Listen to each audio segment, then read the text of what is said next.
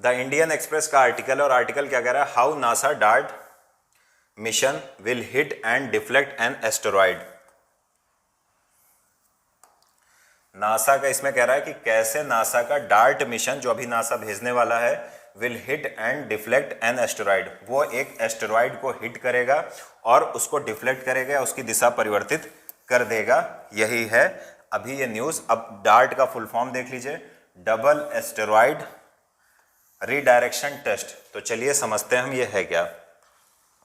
आपको ये डायग्राम दिख रहे होंगे, इससे हम अच्छे से समझ लेंगे कि आखिर ये डबल एस्टेरॉइड रीडायरेक्शन टेस्ट है क्या और क्यों इसकी बहुत ज़्यादा चर्चा हो रही है। अभी न्यूज़ में क्यों है, क्योंकि कहा जा रहा है कि नासा ने एक इस केस, नासा कौन है, नासा अमेरिका की स्पेस एजेंसी है और उसने एक एयरक्राफ्ट डेवलप किया था और उस एयरक्राफ्ट को अभी जो स्पेस एक्स के माध्यम से, या स्पेस एक्स का जो एक रॉकेट है फाल्कन 9, उसके माध्यम से भेजा जा रहा है। तो फाल्कन 9 स्पेस एक्स का एक रॉकेट है, उसके माध्यम से नासा के द्वारा डेवलप्ड स्पेस क्राफ्ट को भेजा जा रहा है। अब ये जो आप स्पेस एक्स कंपनी किसकी है, तो स्पेस एक्स एक एलन मस्क की कंपनी है, यानी अमेरिका में आपको पता है एलन मस्क उन्हीं की कंपनी है स्पेस एक्स।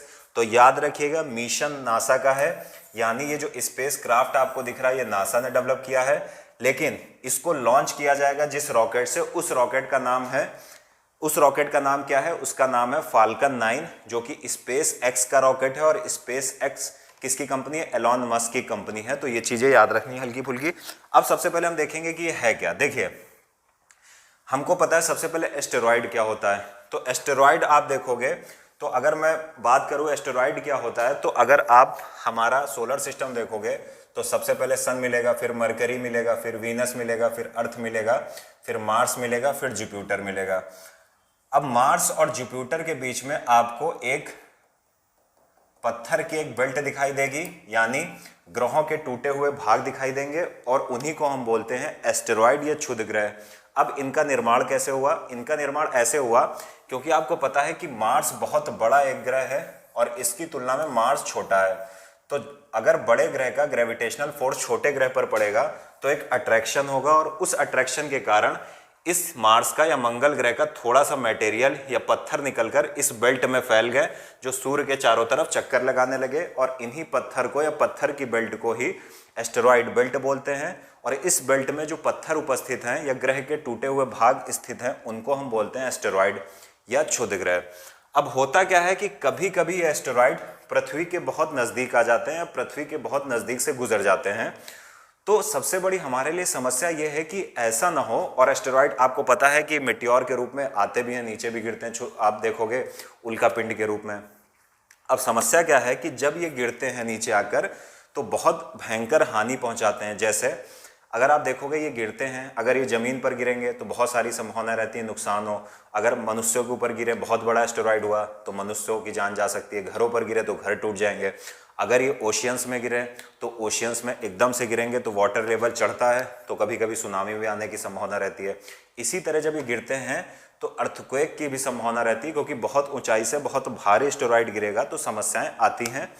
अब इसके लिए समस्या क्या है कि मानव अब इस बात को लेकर डरने लगा है कि ऐसा ना हो कि कभी कोई एस्टेरॉइड आए और हमारा पूरा पूरी जो हमारी संस्कृति है किसी भी कॉन्टिनेंट की हो सबको ध्वस्त कर दे या हमारे अर्थ को बहुत ज़्यादा कुछ नुकसान पहुंचा दे। अब सीधी सी बात है, एस्टेरॉइड छोटा भी हो किसी एक देश पर गिर जाए तो बहुत बड़ी समस्या है।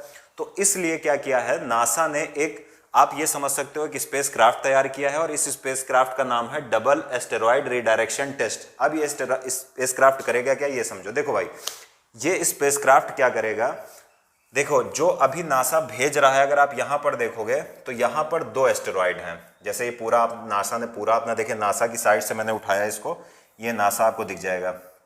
अब ये है क्या, ये आप देखोगे एक बड़ा एस्टेरॉइड है और इस एस्टेरॉइड के चारों तरफ एक छोटा एस्टेरॉइड चक्कर लगा रहा है। यानी फिर बता रहा हूं, बड़ा एस्टेरॉइड सूर्य के चारों तरफ चक्कर लगा रहा है और छोटा एस्टेरॉइड इस बड़े एस्टेरॉइड के चारों तरफ चक्कर लगा रहा है।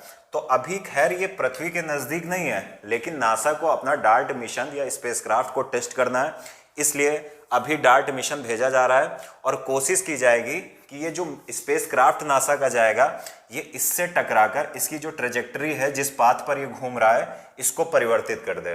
परिवर्तित कैसे करेगा, स्पेसक्राफ्ट एक, आप ये समझ लो कि काइनेटिक एनर्जी या गतिज ऊर्जा लेकर जाएगा।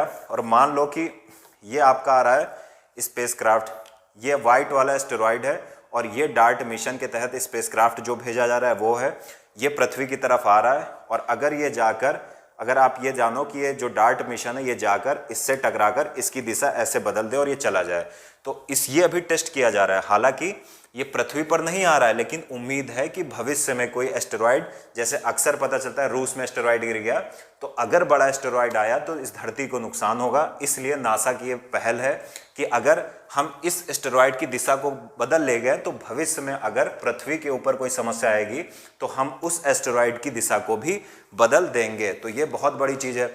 दूसरी चीज़ क्या है, नासा ये कह रहा है कि जब हमारा स्पेसक्राफ्ट इसकी दिशा बदलेगा तो इसकी ट्रेजेक्टरी में जो परिवर्तन होगा, इसके मोशन में जो परिवर्तन होगा, उसकी स्टडी हम सैटेलाइट के माध्यम से करेंगे। तो ये भी एक बड़ी रिसर्च होगी। अगर हम ये देखेंगे कि स्पेसक्राफ्ट किसी आकाशीय पिंड की या सेलेस्टियल बॉडी की अगर डायरेक्शन चेंज कर दे तो बहुत बड़ी चीज़ है। ये बेसिकली साइंस के ऊपर डिपेंड है, यानी स्पेसक्राफ्ट काइनेटिक एनर्जी या गतिज ऊर्जा से जाएगा और एस्टेरॉयड से टकराकर उसको घुमा देगा दूसरी साइड, ताकि भविष्य में अगर पृथ्वी के ऊपर कोई बड़ा एस्टेरॉयड आ रहा हो तो उसको नासा रोक सके, यानी मानव सभ्यता को किसी भी प्रकार का कोई नुकसान ना हो। तो उम्मीद है ये आप समझ गए होंगे।